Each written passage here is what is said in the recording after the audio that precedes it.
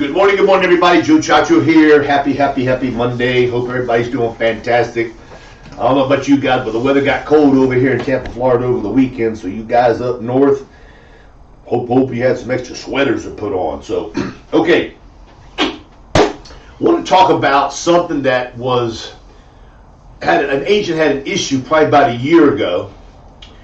And what ends up happening in life and in sales is that you have to admit you're not doing something the right way. You have to come to the understanding that you need to ask for help. You have to make an agreement with yourself that you're not perfect. Men have egos, women have egos, but what I'm going to tell you guys is that we've got to be more open-minded when we're in sales. We got to be up to date on the new technology, the new things that are coming out, the younger ways of saying things. So today, I'm going to revert back to about a year ago with this agent on a brief call I had last week with an agent. He went to a client's house, made the sale, left. The next day the client called and canceled. He said, Joe, I've got no idea what I did wrong. So it's going to revert back to what I've said many times. I want you guys to record yourself to hear what you sound like. Because when somebody calls to cancel or something happens and you don't make a sale, you need to have something to say, what did I do right? What did I do wrong? Or what should I have done more of? Think about it. We're hard-headed. I've asked you guys to record yourselves, and it's always, well, I forgot to do this, I forgot to do that. And then what happens, you don't make no sales, and you call me, and I've got no idea how to help you because you've got nothing to tell me. Well, Joe, I remember I did this here. Cool down. Every part about a sale is important. From the hello, how you doing, to the thank you very much. Everything in between has its own percentage of doing what you need to do to get to the end for the cool down. I feel at a cool down, you must remember why they sent the card in the beginning. That needs to be mentioned at the end.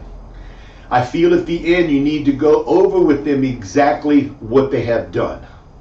Example, you're going to give them leave behinds. Every carrier gives leave behinds. The only one that I can think of that charges a little bit is Prosperity. Everybody else gives you all you want. Okay?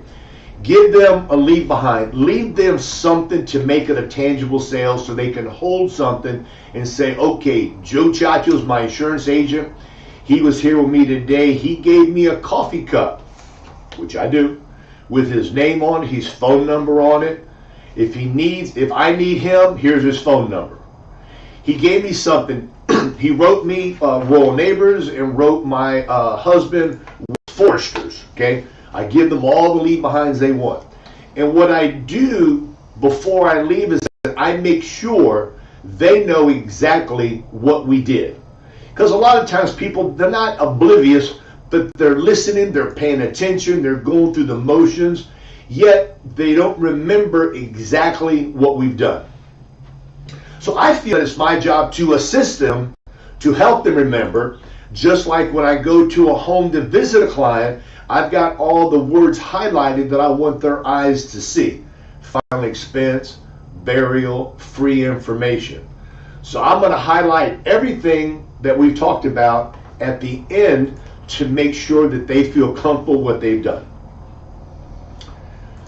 I'm going to say, Ms. Jones, today you applied and we got you approved with Royal Neighbors, and Mr. Jones, we got you approved with Foresters. And what I'm going to do is I want to go over everything to make sure that when I leave, you're going to have a couple questions. I'm going to tell you that there. Yet I want to make sure that when I leave, you know exactly what we've accomplished today. Because when you sent the card in, you didn't want each one of you nor your kids to be left burdened with any expenses when you pass away. And I'm nodding my head. And I said, okay, Ms. Jones, you got a program with what company? Royal Neighbors. I said, what was your face amount? And this may sound elementary and a little bit silly, yet to me, it does. yet I still do it, and people got no problem doing it. And I'm saying, I tell people, I'm going to take you back to high school. My job is that I am going to make sure that when I leave, you know exactly what we've done today. Roll neighbors, correct. Face amount, $10,000, correct. When will the first payment be sent to the insurance company from your bank? On the second Wednesday of the month, correct. What is the amount that's coming out of your checking account? You're going to get a little people say, well, it's $42.87. You're going to sit some, well, it's $48, $49. So at that point, I tell them, I said it's $48.82. Yet, why don't we just think about $50, an even number, so you don't have to worry about all those numbers, and even $50 coming out of the account for you, okay? Is everything right? Okay, you have all the paperwork there. Mr. Jones do the same exact thing with him. Let's say his is $79. So at the end, it's coming out usually out of the same account, usually, hopefully, if they're older, on the 3rd. As it is now, you got the 2nd, 3rd, and 4th Wednesday. So hers may be coming out on the 2nd Wednesday, his coming out on the 4th Wednesday. So you've got to make sure that you let them know yours is coming out 2nd, yours coming out the 4th Wednesday. Yours is going to be rounded of $50, and you're going to be rounded of $80. So they remember everything. I believe in giving leave behinds. Periodicals from the company, they're beautiful. Some are 2 colors, some are 4 colored. And what it does, it makes them feel they have bought something from you. They've got something in their hand, something of tangible. Life insurance, you buy, you get the paperwork, you put it in your drawer. You go buy a couch, a new stove, a refrigerator, you're going to look at what you spent the money on, and you're going to be able to use what you spent the money on. Think about life insurance is you're buying it, you're paying for it, but yet it's for somebody else. What it does for us who buy it, it gives us peace of mind of what we did was the nicest thing. Now, going up to the cool down, you've got to make sure that when you were speaking with the client, that everything they asked you, you answered. Okay? So at the end, you may sit and say, you know, I do talk a lot. We talked about a lot of different things. Is there anything that I need to go a little bit more in detail with you about? Is there something I did not explain to you totally on what was going to take place? Sometimes they say, well, and they feel bad sometimes. The premium's a little bit too high, okay? So now, since you have everything on the computer, now you got to call the company up. So that's something you want to kind of find out before you get into the computer process to punch in how much life insurance they want to get. Because sometimes people have that buyer's remorse. You're talking to them, you're coming across very professional, you're very polite, you're very nice, you're answering all the questions. So you've actually got them in your quicksand, which we're supposed to, and what ends up happening is sometimes you pull them down a little bit too fast and too hard, and they'll sit and say, yeah, yeah, yeah, and sometimes they bite off more than what they can chew, and that is sometimes why they call and may cancel. Now, agent number 1 from about a year ago, I asked him, I said, the person that canceled, did you call him and find out what the story was? Nope, he made me mad. He gave me some poetic language. No, he made me mad, and I said, So I looked at him, and I very gently put my hand through the phone line, and I kind of strangled him a little bit, and I said, wake up, brother. She bought a policy from you. She bought something from you. At least have the common courtesy to at least find out what happened.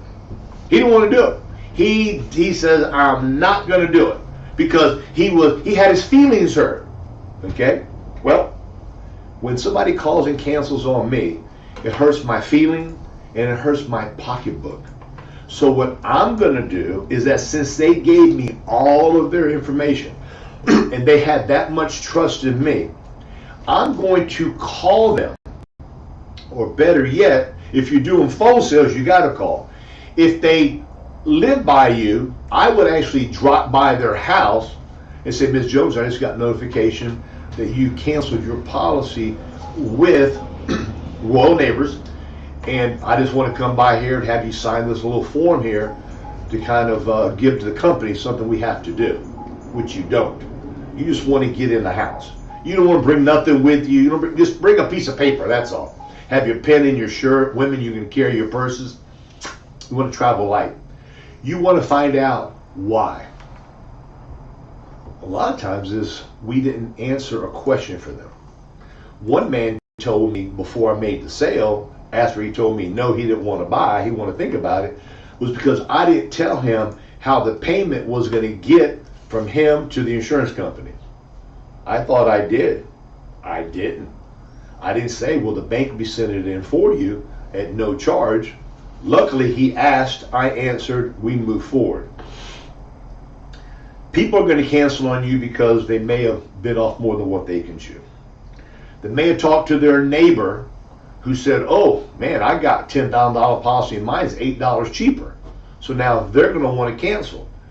So with that said do you tell people that is based on your age, your height and weight, the medications you're on, and your health? And tell them that they may have a neighbor who may have it for less expensive, yet the neighbor may be 10 years younger. All in your little warm-up, in your conversation with people, because what happens is that people like to compare notes. Oh, my insurance guy got me that same policy for $10,000 for $47, and you're paying $60. Man, you're paying way too much. So what happens is that when somebody tells you that, you're going, damn, I got screwed. What do? Cancel. So you need to let people know that it's based on your age, male or females. Females are less because women predominantly live longer. Is based on the medications you're on, is based on your height and weight, is based on either cancer or a heart attack or strokes or COPD. You need to draw these people a picture as you're getting to the end, because people cannot help themselves, okay? They're going to listen to their neighbor who's not an insurance person, or they're going to listen to the neighbor and they're going to say, man, you could have gotten something a lot cheaper, man. That seems kind of expensive. You know, a friend of mine got something, he didn't pay that much there. He may have bought something by the mail. He may have a 2-year waiting period. You got immediate benefits. I'm telling you this here because I want you to incorporate what I'm saying into your warm-up call. Warm up when you're speaking with the people throughout the conversation, maybe when you're going through the pricing, however you want to do it. You've got to predict the unexpected of what people may be thinking when you're not there. Are you taking your time at the end? Are you telling them, I appreciate your business? Are you telling them that based on their age, they got the best program out there? Are you telling them that your company does all the homework to make sure they've got the best program at the least expensive price, because we know seniors that we deal with are on a budget? When you leave, do you give them a handshake? You look them in the eye and say, thank you very much, I appreciate your business?